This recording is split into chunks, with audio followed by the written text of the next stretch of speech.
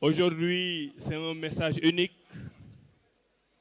pour un parti unique qui va être baptisé tout à l'heure. Et c'est aussi un message unique pour le président unique de ce parti unique qui s'appelle Bassirou Diomaye Diakhar Faye.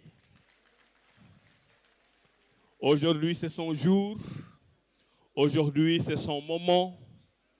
Nous lui sommes infiniment reconnaissants d'avoir matérialisé cette idée dite folle, d'avoir pensé à créer un parti politique qui sera, dans les prochains jours, le premier parti politique de la République du Sénégal. Et nous mettons en place ce parti politique parce que nous avons choisi la République. Nous n'avons choisi que rien que la République. Et nous avons tous ici, autant que nous sommes, défendu la République sous les colibés, sous les menaces. Et nous avons tenu bon parce que nous savions que nous avions choisi le bon chemin. C'est le chemin de la patrie, c'est le chemin du Sénégal d'abord et le chemin de la patrie d'abord. Nous avons aussi choisi Diomaye. Comme nous aurions pu choisir Diakhar, comme nous aurions pu choisir Faye, comme nous aurions pu choisir Bassirou. Mais vous avez fait le choix, nous avons fait le choix de choisir Bassirou Diomaye Diakhar Faye dans son patrimoine complet pour qu'il continue à nous guider et à guider le Sénégal vers les lendemains meilleurs. Nous avons choisi aussi la paix. Bés bu ñu fi waxee jàmm la ñu ne fii jàmm kenn du ko fi waxee. Alors que Sénégal ci jàmm la mës a lalu. Sénégal ci jàmm lañ ko mës a lijjanti. Sénégal ci jàmm la mës a liggéey. ñu ni nag nañu xool képp koo xam ne patriote nga. bokku Sénégal njariñu Sénégal tax la jóg.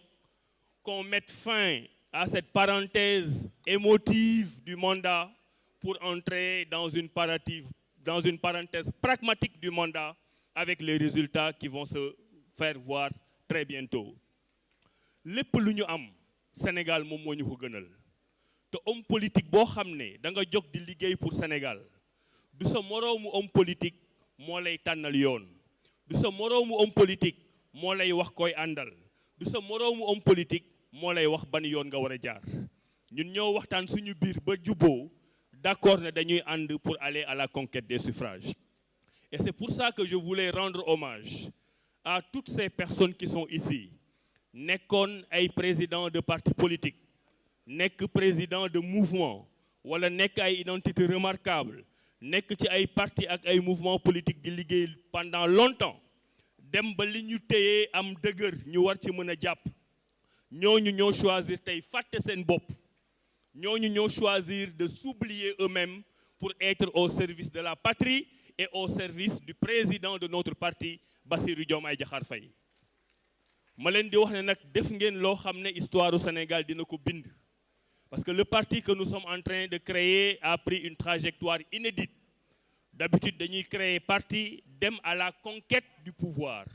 Nous avons déjà le pouvoir avec le travail exceptionnel d'une coalition et nous sommes en train de nous muer en parti politique.